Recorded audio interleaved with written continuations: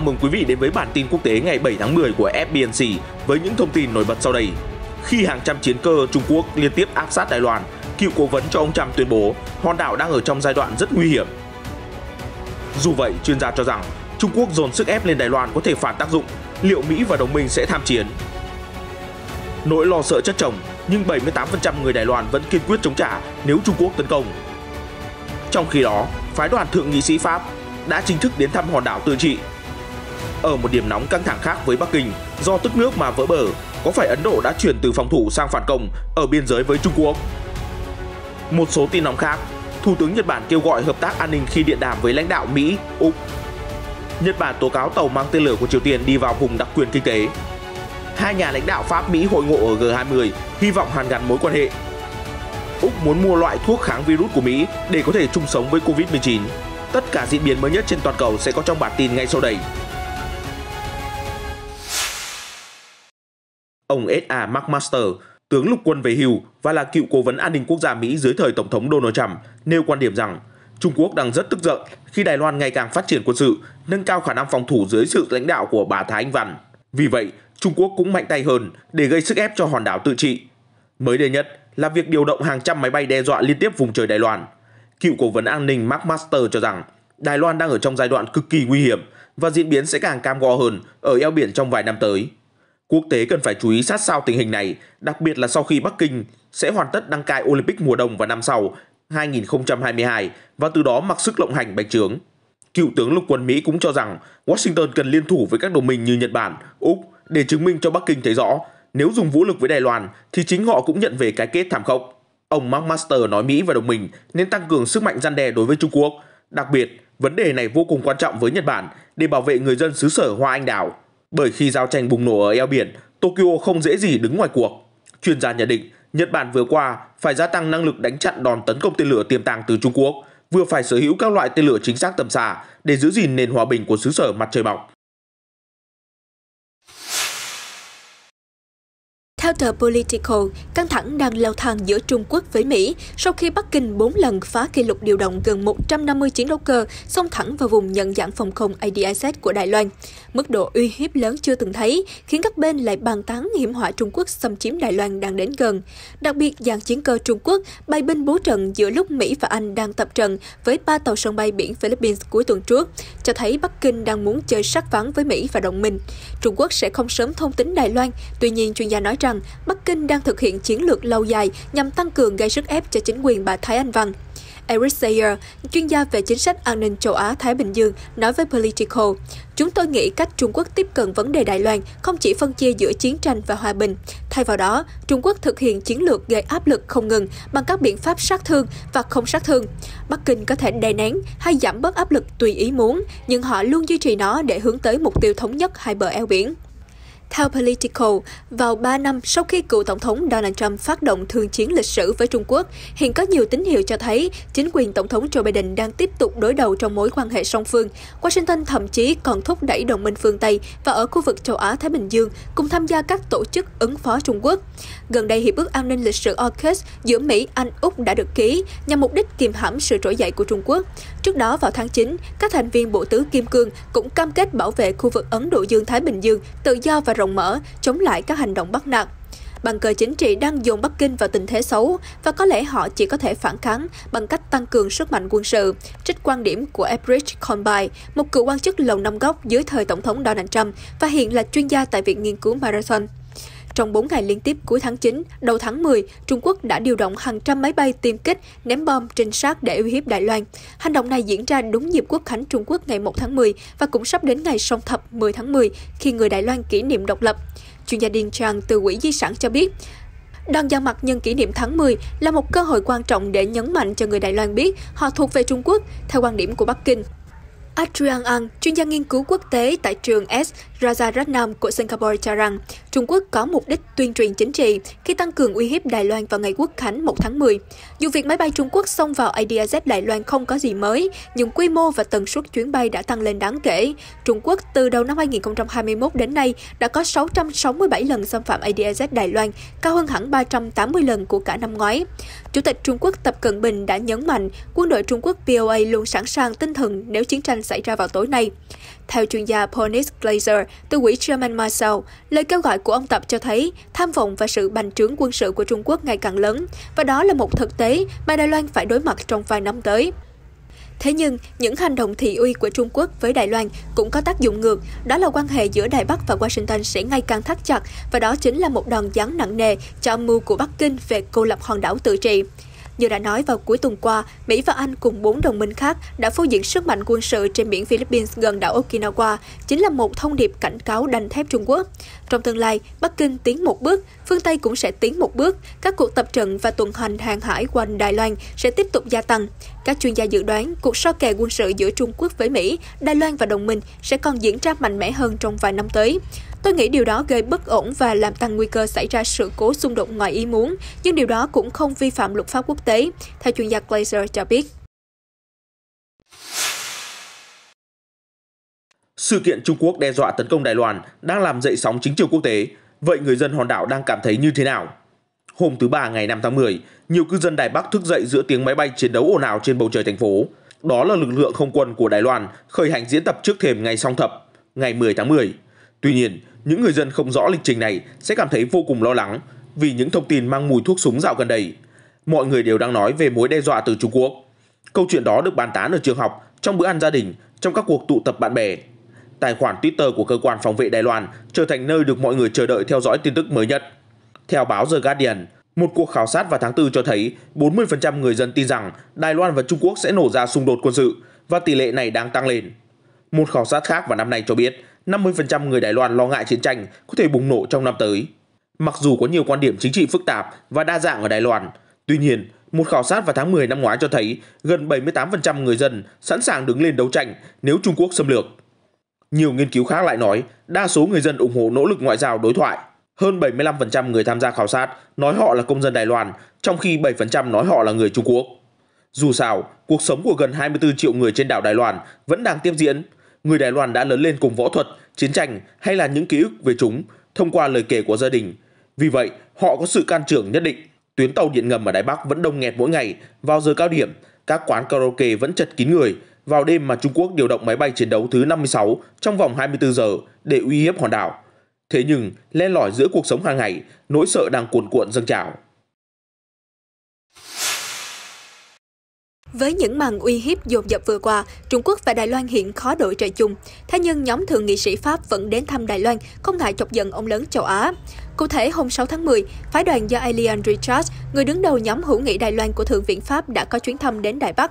Ông Richard từng là Bộ trưởng Quốc phòng Pháp từ năm 1997 đến 2002 dưới thời Tổng thống Jacques Chirac. Trước đây, ông đã đến thăm Đài Loan 2 lần vào năm 2015 và 2018. Tháp tùng ông Richard là các thượng nghị sĩ Olivia Cadic, El Joseph và Max Brisson. Phái đoàn sẽ hội đàm với nhà lãnh đạo Thái Anh Văn và các quan chức cấp cao khác của Đài Loan. Dự kiến chuyến đi sẽ kéo dài đến ngày 10 tháng 10.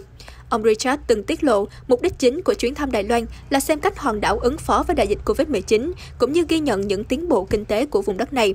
Các bên sẽ thảo luận về chiến lược khu vực và toàn cầu của Pháp và Đài Loan.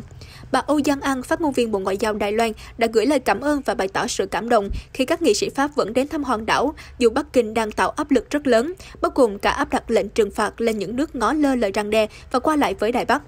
Thật vậy, ngay khi có thông tin ông Richard lên kế hoạch thăm Đài Loan, Đại sứ Trung Quốc tại Pháp Lưu Sa Giả đã gửi thư cho vị nghị sĩ để bày tỏ quan ngại và yêu cầu ông tuân thủ nguyên tắc một Trung Quốc, không ngoại giao chính thức với Đài Loan. Ông Richard được cho là rất không hài lòng với giọng điệu của bức thư. Giống như hầu hết quốc gia khác, Pháp không có quan hệ ngoại giao chính thức với Đài Loan, nhưng hai bên từng ký kết thương vụ vũ khí. Paris đã bán cho hòn đảo 6 khinh hạm vào năm 1991 và 60 chiến đấu cơ Mirage 2000 vào năm sau. Chuyển sang những căng thẳng không kém phần ác liệt ở biên giới Ấn Trung trên dãy Himalaya. Các tướng lĩnh quân đội hai nước dự kiến sẽ tổ chức vòng đối thoại thứ 13 vào giữa tháng này.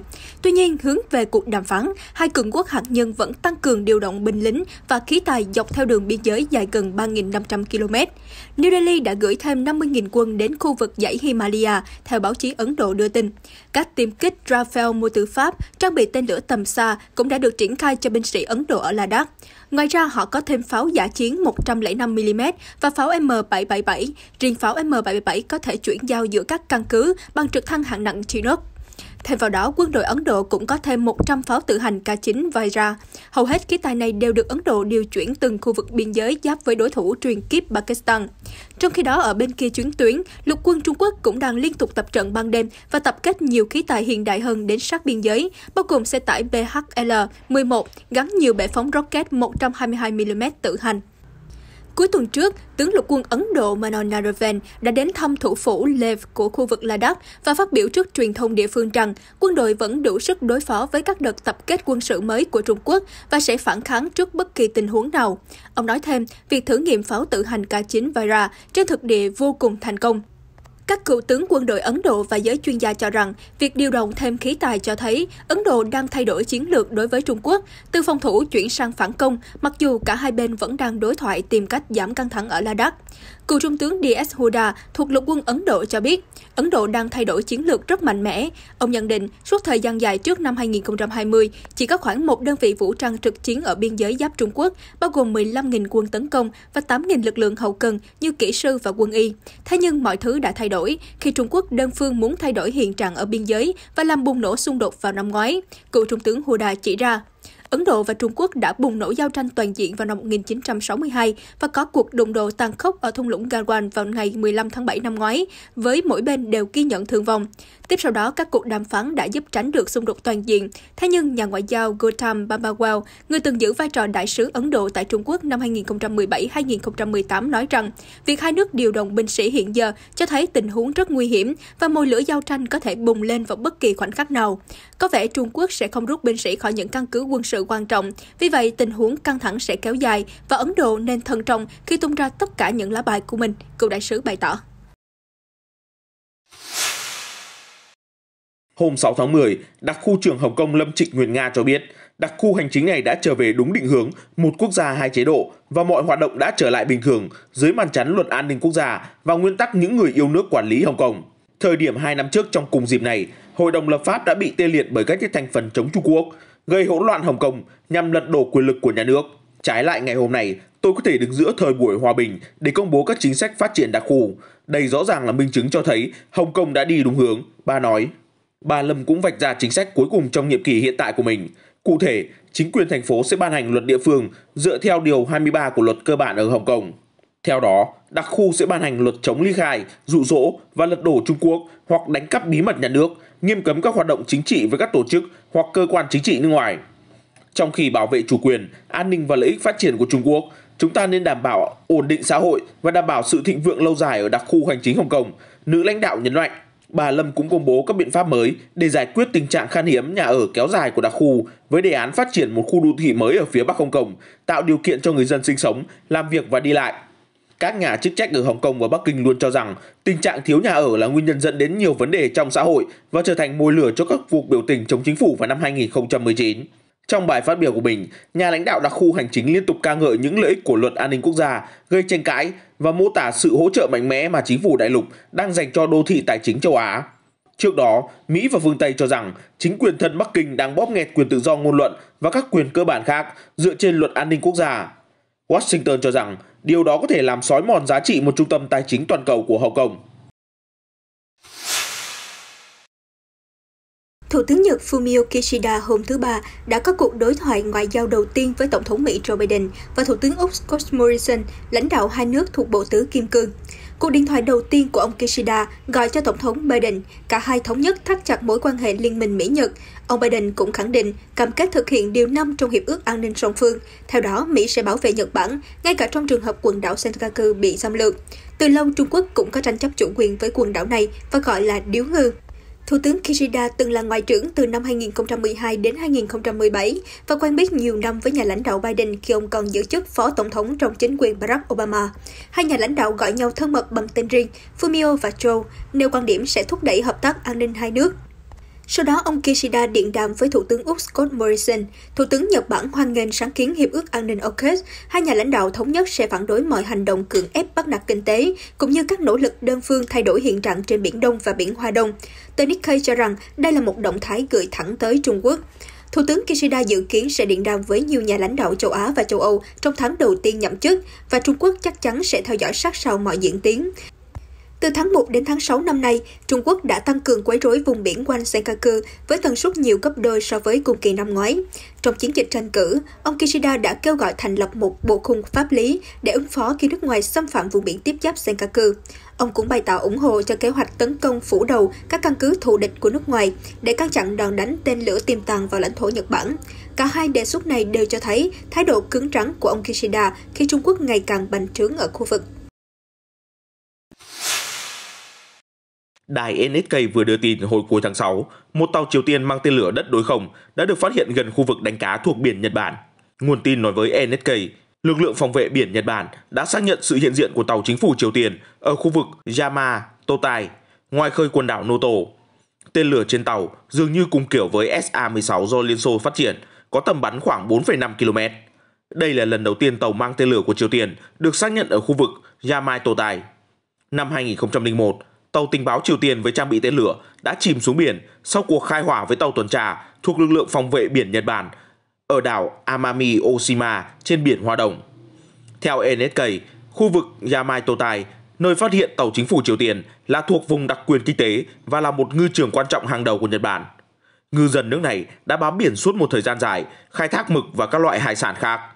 Thế nhưng, sự xâm phạm trái phép của tàu nước ngoài, một số tàu từ Triều Tiên và Trung Quốc đang làm dấy lên lo ngại trong những năm gần đây. Lực lượng phòng vệ biển Nhật Bản đã tăng mức cảnh báo, đảm bảo an toàn cho tàu đánh cá. Các tàu tuần tra của Nhật Bản thường xuyên phát hiện các tàu đáng ngờ. Lực lượng này cũng đang phân tích ý đồ mới nhất của Triều Tiên. Bộ Quốc phòng Nhật Bản cho biết vừa thực hành cất cánh và hạ cánh thẳng đứng tiêm kích tàng hình F-35B của Mỹ trên tàu GS Izumo, đánh dấu lần đầu tiên tiêm kích của xứ sở cờ hỏa vận hành trên chiến hạm tàu Nhật Bản từ sau Đệ nhị Thế chiến. Cụ thể, hai chiếc F-35B từ căn cứ không quân Mỹ Iwakuni ở phía Tây Nhật Bản đã tham gia bài kiểm tra trên tàu sân bay trực thăng Izumo ở Thái Bình Dương vào hôm Chủ nhật. Tàu Izumo đang được cải tiến thành tàu sân bay hoàn chỉnh và các bài kiểm tra cất cánh, hạ cánh F-35B cũng nhằm mục đích nâng cấp chiến hạm này. Chính phủ Nhật Bản cho biết phi đội F-35B sẽ không được triển khai thường trực trên tàu Izumo để con tàu không bị xem là tàu sân bay chở tiêm kích tấn công, vốn vi phạm hiến pháp của Nhật Bản. Dù vậy, chỉ huy lực lượng phòng vệ biển Nhật Bản cho biết việc cải tiến tàu Izumo sẽ giúp vận hành linh hoạt hơn với tiêm kích chiến đấu. Ông nói bản thân ông xem tàu Izumo là một khu trục hạm đa nhiệm, bao gồm có thể được triển khai để đảm bảo an ninh quốc phòng. Tàu khu trục khác của Nhật Bản là Kaga cũng đang được cải tiến. Chúng đều đóng vai trò nòng cốt trong biên đội tàu khu trục hộ tống của Nhật Bản, có nhiệm vụ tìm kiếm và tiêu diệt tàu ngầm đối phương. Hôm 5 tháng 10, Tổng thống Pháp Emmanuel Macron cho biết ông hy vọng Washington và Paris sẽ trao niềm tin một lần nữa để đôi bên hợp tác cùng có lợi. Dự kiến, ông Macron sẽ có hội ngộ với người đồng cấp Mỹ Joe Biden tại Rome trong khuôn khổ hội nghị thượng đỉnh G20 diễn ra vào ngày 30 và 31 tháng 10 tới. Vào tháng trước, hai nhà lãnh đạo đã có cuộc điện đàm để cứu vớt mối quan hệ rạn nứt sau khi Mỹ âm thầm lập liên minh quân sự ba bên với Anh, Úc, chống lại sự trỗi dậy của Trung Quốc, gạt Pháp ra khỏi cuộc chơi. Chưa dừng lại ở đó, Úc sau đó đã hủy hợp đồng xây dựng hạm đội tàu ngầm với Pháp để cùng Mỹ, Anh đóng tàu ngầm hạt nhân. Động thái này đã khiến Paris tức giận, ê chề, cay đắng và sau đó là thức tỉnh.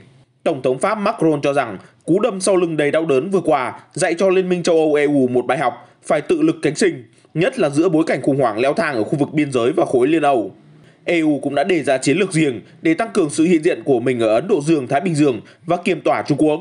Là khối thương mại lớn nhất thế giới, EU nắm quyền lực trong việc thiết lập chính sách có sức ảnh hưởng vượt xa biên giới của mình. Tuy nhiên, khối này dường như đang mất dần tiếng nói do nhiều lần thất bại trong việc phối hợp đưa ra chính sách quân sự vào đối ngoại chung. Đặc biệt, EU vẫn đang tiến thoái lưỡng nan, chưa biết nên thuận hay chống Trung Quốc. Bắc Kinh đang cạnh tranh gay gắt và tìm cách vượt mặt Liên minh châu Âu trong lĩnh vực công nghệ, điều này khiến EU lo ngại. Tuy nhiên, quốc gia châu Á này là đối tác thương mại lớn thứ hai của khối, miếng bánh thương mại béo bở mà khối không thể bỏ qua.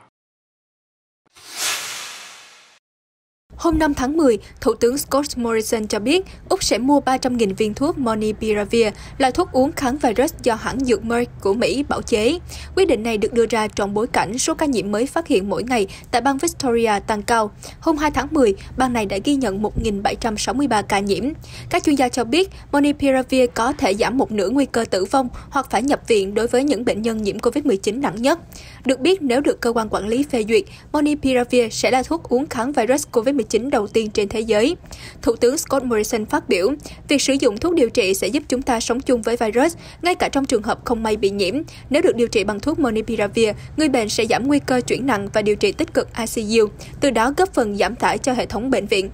Ông cho biết loại thuốc này dự kiến sẽ được nhập về Úc vào đầu năm sau nếu được cơ quan quản lý dược phẩm của nước này chấp thuận. Kể từ khi dịch bùng phát, Úc là quốc gia thực hiện gắt gao các lệnh phong tỏa, nhưng nước này đã lên kế hoạch mở cửa trở lại vào tháng tới khi các công dân và thường trú nhân đã được tiêm phòng đầy đủ. Hiện, Úc đang đẩy mạnh tỷ lệ tiêm chủng. Đến sáng ngày 5 tháng 10, đã có trên 80.000 người dân trên 18 tuổi hoàn thành mũi 1 vaccine ngừa COVID-19. Chuyển sang một số tin nhanh, đội cứu hộ đã sơ tán tổng cộng 31 người bị mắc kẹt do mưa lũ kinh hoàng ở thành phố Vạn Ninh, tỉnh Hải Nam, miền Nam Trung Quốc vào hôm thứ Ba ngày 5 tháng 10. Mưa lớn trút xuống nhiều ngôi làng và thị trấn, khiến nhiều cộng đồng bị cô lập giữa dòng lũ. Cụ thể là khoảng 60 nhà dân chứng kiến tình trạng ngập nghiêm trọng, mực nước cao hơn 1,5 mét. Chính quyền địa phương đã mở chiến dịch giải cứu lớn nhằm tìm kiếm nạn nhân và sơ tán người mắc kẹt bằng xuồng cao su. May mắn là đến giờ không ghi nhận thương vong. Theo cơ quan khí tượng Hải Nam, bão có thể đang hình thành trên vùng biển khu vực. Do ảnh hưởng của loại hình thời tiết này, nửa phía đông của đảo Hải Nam sẽ đón mưa lớn trong vài ngày tới. Tòa án ở Cộng hòa Ship hôm 6 tháng 10 đã kéo dài thời gian giam giữ một người đàn ông bị Israel tố cáo là sát thủ do Iran chiêu mộ để thủ tiêu các doanh nhân người Israel trên hòn đảo. Người đàn ông bị bắt giữ tại thủ đô Nicosia của Cộng hòa Ship vào hôm 27 tháng 9. Cảnh sát cho biết đã tìm thấy một khẩu súng lục giảm thanh trong ô tô thuê của nghi phạm. Israel tố cáo nghi phạm bị giật dây bởi một chiến dịch cực đoan của Iran nhằm chống lại người Israel trên đảo Ship. Đáp lại, Đại sứ quán Iran ở Nicosia đã bác bỏ lời cáo buộc không dựa trên bằng chứng nào. Phiên tòa ở Nicosia đã diễn ra hôm thứ Tư và nghi phạm tiếp tục bị giam chờ tới lần xét xử tiếp theo vào đầu tuần sau. Người phát ngôn cảnh sát của Cộng hòa Ship cho rằng việc điều tra đang diễn tiến nhanh. Tuy nhiên, phát ngôn viên từ chối bình luận về những tố cáo của Israel, nói rằng mọi việc vẫn đang điều tra. Truyền thông địa phương cho biết nghi phạm đến Cộng hòa Ship chỉ 20 ngày trước khi bị bắt và có thái độ không hợp tác với cảnh sát. Những cây cự sam khổng lồ này là loài thực vật lớn nhất và cứng cáp nhất trên thế giới, có cây cao tới 90 mét. Loài cây này có thể tồn tại hơn 3.000 năm nhờ lớp vỏ cực dày của cự sam bảo vệ chúng khỏi mọi điều kiện khắc nghiệt từ tự nhiên. Tuy vậy, chúng vẫn không thể trụ vững trước những trận cháy rừng kinh hoàng quét qua bang California, Mỹ vào tháng 9 vừa qua. Lửa đã lan đến khu rừng cây cổ thụ của rừng quốc gia cự sam, thiêu rụi vài chục cây cổ thụ khổng lồ. Chỉ vào một khu vực trơ trọi, sau đám cháy rừng, anh Nathan Judy, nhân viên phụ trách công vụ của Sở Lâm nghiệp Hoa Kỳ cho biết, các đám cháy ở khu vực này rất dữ dội, chúng quét qua và để lại những cây cháy khô như các bạn thấy. Ông Garrett Dickman, nhà thực vật học vườn quốc gia Yosemite cho biết, chúng ta đang mất dần các cây cự sam khổng lồ. Đây là dấu hiệu đáng báo động, bởi vì vốn dĩ đây là loài có thể chịu lửa, nhưng nay chúng đã bị thiêu rụi. Điều này nằm ngoài dự đoán. Ông nói thêm, người dân California nói riêng và người Mỹ nói chung đã xem loài cây này là một phần bản sắc không thể thiếu. Chúng cũng đóng vai trò quan trọng về mặt sinh thái. Theo ông Teresa Benson, người giám sát vườn quốc gia cho biết, các nhân viên lâm nghiệp đang tìm cách cứu cây như bố trí các dây leo để lính cứu hỏa có thể bọc giấy bạc chống cháy cho cây hay dập lửa ở phần thân cây. Ngoài ra, vườn quốc gia cũng đã thiết lập hệ thống phun nước tại các khu vực có nguy cơ cháy để làm cho khu vực ẩm ướt, tránh để đám cháy bùng phát dữ dội. Người giám sát vườn quốc gia cho biết, ngay cả khi đám cháy đã được dập tắt, vẫn có nguy cơ những cây đại thụ bị quá nóng, giữ nhiệt bên trong và chết dần. Do đó, các nhân viên đã đổ 75.000 lít nước mỗi ngày lên cây để giúp chúng hạ nhiệt. Thông tin vừa rồi đã khép lại bản tin quốc tế hôm nay. Cảm ơn quý khán giả đã theo dõi. FBNC sẽ tiếp tục cập nhật những thông tin mới và nóng nhất xoay quanh các diễn biến xảy ra trên toàn cầu. Hãy bấm theo dõi FBNC ngay hôm nay để luôn đồng hành cùng chúng tôi trong các bản tin tiếp theo. Xin chào và hẹn gặp lại!